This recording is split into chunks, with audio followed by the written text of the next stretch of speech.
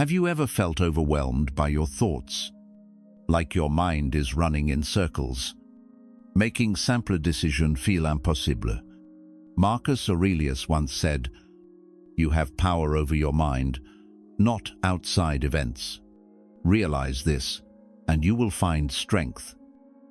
In a world filled with noise, the Stoics offer us a quiet path, a way to clear the fog of emotion, to think with reason and live with intention.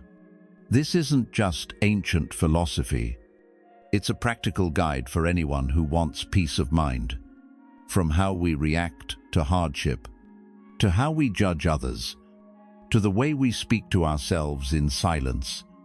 In this video, you'll learn 5 powerful lessons from the mind of Marcus Aurelius, a Roman emperor who ruled with wisdom instead of impulse, a leader who chose justice or indulgence.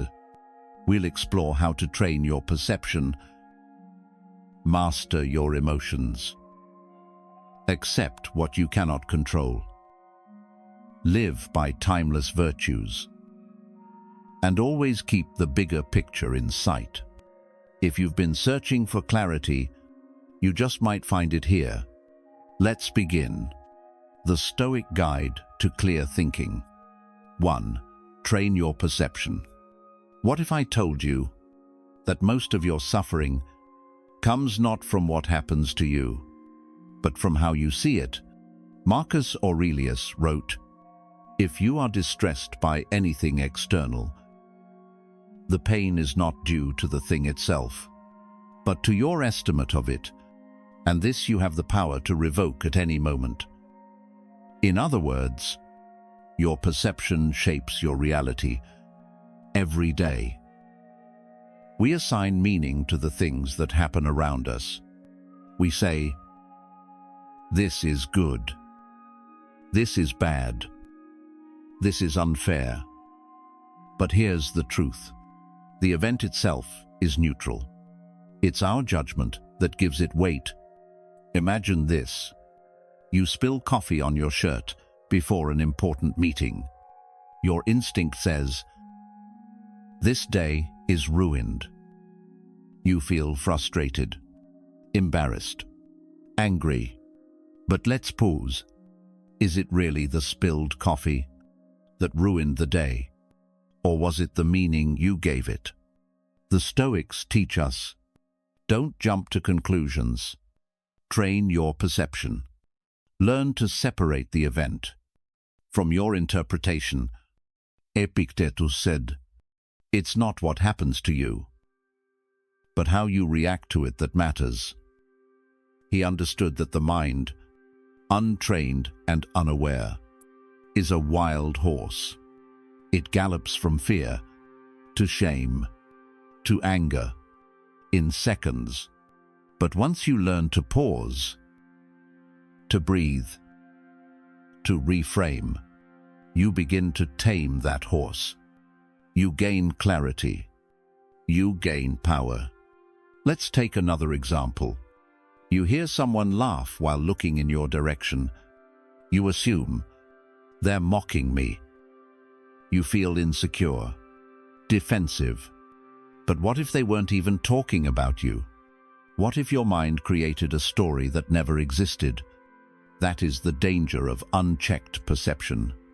Seneca warned, "We are more often frightened than hurt, and we suffer more in imagination than in reality." Our imagination is both our gift and our curse. So how do we train perception? The Stoic way. Here's how. First, practice neutral observation. When something happens, just see it. Don't label it immediately. Don't say, "This is terrible." Say, "This is." That's it. Second, learn to reframe. If you fail at something, ask, "What can I learn here?" If someone offends you, ask, "Is this a reflection of me or of them?" Marcus Aurelius believed that every obstacle could become an opportunity. He wrote, "The impediment to action advances action. What stands in the way becomes the way." A difficult co-worker, practice patience. A cancelled trip, practice adaptability. A heartbreak, practice resilience. Everything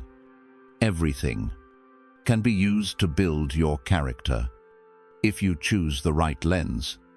Lastly, remind yourself, you are not your first thought. You are the awareness that chooses how to respond. And that choice is where your freedom lives.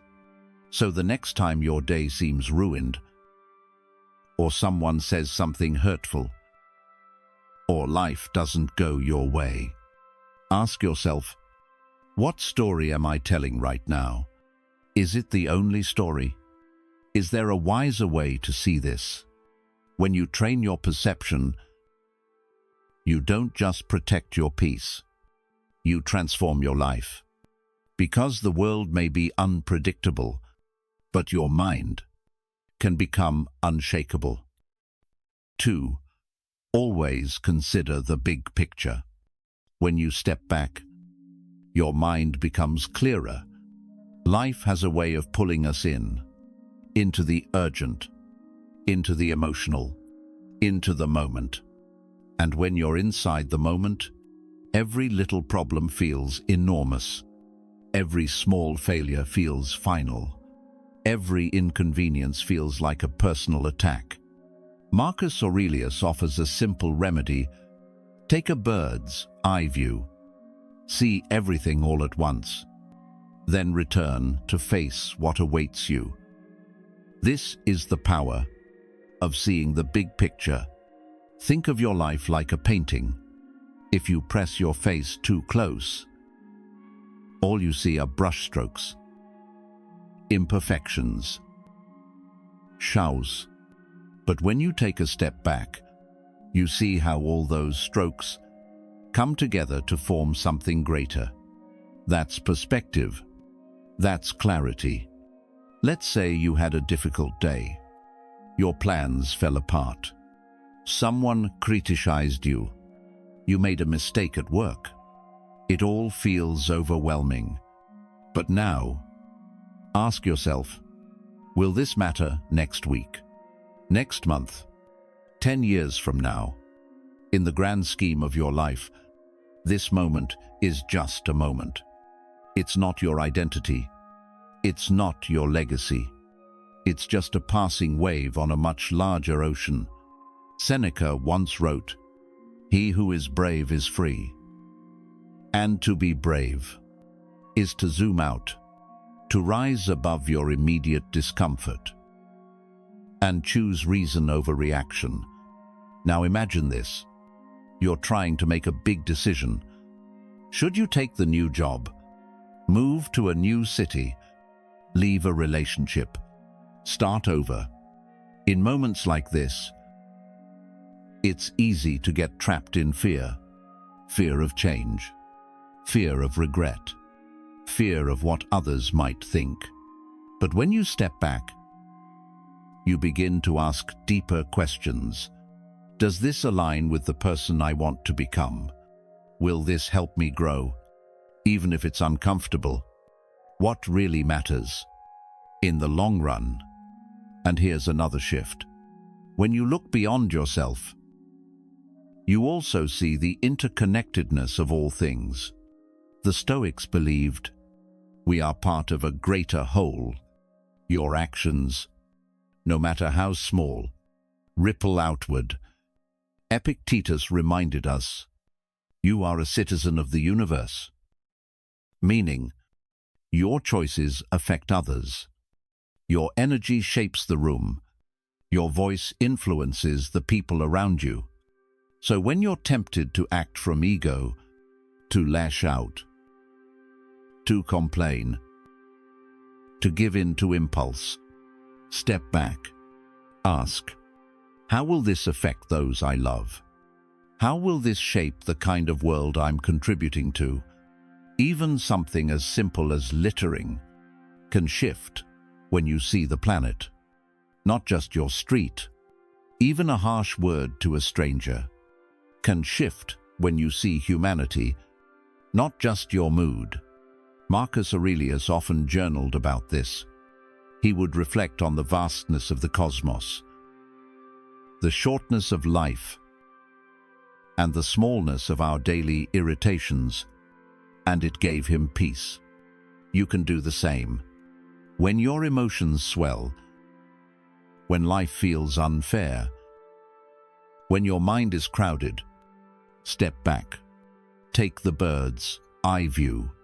Remember that you are just one soul passing through this world, and that's not a reason to despair, but a reason to be wise, to be kind, and to be grateful. Because when you live with perspective, you don't just see clearly, you live fully. 3. Control your emotions. Control your emotions. Don't let the waves in your mind sweep you away. What truly breaks us is rarely the event itself. It's how we feel about it, and what we do in the heat of that feeling. Marcus Aurelius said, "You must stop being ruled by your emotions. Do not let them override what reason tells you." Emotions are powerful.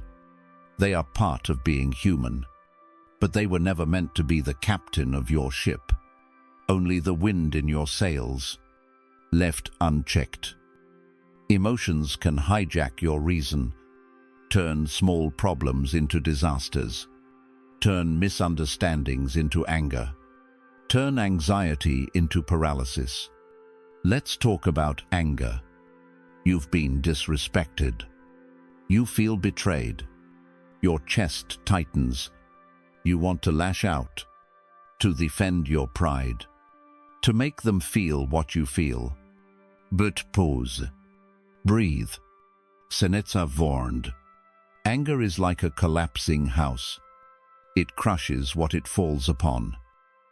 Yes, the emotion is real, but must you act on it? Will shouting solve it? Will vengeance make you whole? Or will it simply tie you to more suffering? The Stoic does not suppress anger. The Stoic redirects it. Asks, what can I do with this fire? Can it warm something? Can it forge strength? Or will it burn what I care about most? Now, let's consider fear. You're afraid to take the next step, afraid to speak up, afraid to fail, afraid to lose. But Epictetus reminded us, people are not afraid of things, but of the way they see them. Fear is not a wall. It's a signpost. It points toward what matters. It shows you where growth begins. So instead of saying, "I'm afraid, I'll stop," you say, "I'm afraid, and that's why I must begin." Feel the fear, acknowledge it, and walk with it, not away from it.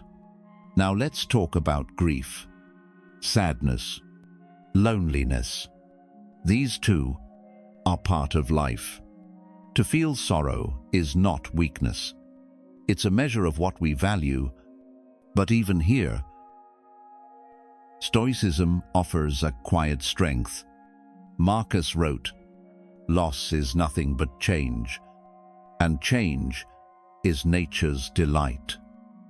Nothing we love is guaranteed.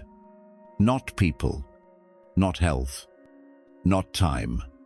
But when the heart aches and the tears come, we don't deny them. We allow them. Then we ask, how can I honor this pain without becoming it?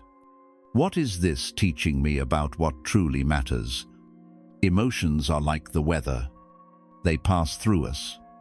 But we are not the storm. We are the sky that holds it. To be stoic is not to be numb, but to be anchored. It is to choose your response with intention, with wisdom, with grace. So when emotions rise, ask yourself, is this feeling helping me or hurting me? Am I reacting or responding? Am I acting from pain or from purpose? Because the world doesn't need more people who are emotionally impulsive. It needs more people who are emotionally aware, emotionally resilient, emotionally free. And that begins with you. 4. Keep virtues in mind. Keeping virtues in mind compass, guiding the way in a changing life. In a world full of noise, opinions, and distractions, how do you know what's right? How do you stay grounded? When everything around you is moving, the Stoics had an answer, a compass. They called it virtue. Marcus Aurelius wrote, "Dig deep within yourself, for there is a fountain of goodness ever ready to flow." If you will keep digging, that fountain is your character. And to the Stoics, living a good life doesn't mean chasing pleasure, status, or power. It means living with virtue, doing what's right, no matter what. So, what is virtue? In Stoicism, there are 4 cardinal virtues, 4 guiding stars: wisdom, justice, courage, and temperance. Let's begin with wisdom. Wisdom is the ability to choose well, to see clearly, to know what is good, what is bad, and what simply is. It's the voice in your mind that says, wait, pause, think again. Wisdom stops you from reacting on impulse. It asks, what would my best self do right now? And it helps you answer. Next is justice. Justice isn't just about laws. It's about fairness to others and to yourself. Seneca said, no man can live a happy life, or even a tolerable one, without respect for justice. That means telling the truth, keeping your word, standing up when others stay silent, even when it's uncomfortable. Because without justice, there can be no peace. Then comes courage, not the absence of fear, but the will to move forward, despite it. Courage is what gets you out of bed. When life feels heavy, it's what helps you speak your truth. When your voice shakes, it's what drives you to try again, even after failure. Epictetus reminded us, difficulties show what men are. Therefore, when trouble comes, think of yourself as being tested and rise to the challenge. Finally, temperance. Temperance is balance. It's self-restraint, the discipline to stop when more isn't better. It's walking away from the third cookie. It's turning off the screen. When your soul needs silence, it's saying enough. When the world says more. Marcus Aurelius believed that moderation wasn't weakness. It was power, because the strongest person is the one who can go without. Together, these 4 virtues form a foundation, a framework, a code. And when you don't know what to do, you return to them. When life becomes confusing, you ask, what's the wise thing to do? What's the just thing to do? What action would require courage? How can I act with balance and discipline? You will not always succeed, but every moment is a new chance to try. The Stoics believed, if you live by virtue, you are already living a successful life, no matter your wealth, your fame, or your circumstances, because virtue is the one thing that cannot be taken from you, unless you give it up yourself. So in this noisy, chaotic world, return to virtue, and you will always find your way. 5. Exercise the dichotomy of control. Practice the dichotomy of control. Keep what belongs to you. Let go of what doesn't belong to you. There is a quiet truth that has the power to free you from stress, from anger, from helplessness. It's simple, and it begins with a single question. Is this within my control? Marcus Aurelius once wrote, "You have power over your mind, not outside events. Realize this, and you will find strength." That's the essence of what the Stoics called the dichotomy of control. It means there are two kinds of things in life: those you can influence and those you cannot. Your thoughts, your actions, your values, your response. These are yours. But the weather, the past, other people's opinions, the outcomes of your efforts, they're not. And yet, how often do we exhaust ourselves trying to control what was never ours? You plan a picnic, but it rains. You give your best at work, but they promote someone else. You love with all your heart, but the other person walks away, and you suffer, not because the world is cruel, but because you tied your peace to things you could never command. Epictetus said it plainly: some things are up to us, and some are not. So ask yourself, why hand over your happiness to things outside your reach? Let's bring this closer. Imagine you're preparing for a big presentation. You rehearse, you refine, you arrive early, you give it your all, but the client says no. Do you crumble? Or do you say, I gave my best, and that was mine to give. The rest was never mine to own. This mindset isn't weakness, it's wisdom. Seneca reminds us, a wise man adapts himself to circumstances, as water shapes itself to the vessel that contains it. That's what the dichotomy of control teaches us: adaptation, acceptance, and above all, agency. Because when you know what's in your hands, you focus your energy, you protect your peace, you live with power, and when you know what's not in your hands, you learn to let go, not with bitterness, but with grace. This doesn't mean you stop caring. It means you care wisely. You try your best, but you don't cling. You love deeply, but you don't possess. You plan carefully, but you don't panic when plans change. This is what the Stoics called amor fati, the love of fate. To not only accept what happens, but to welcome it, to say, this too serves my growth. This too is part of the path.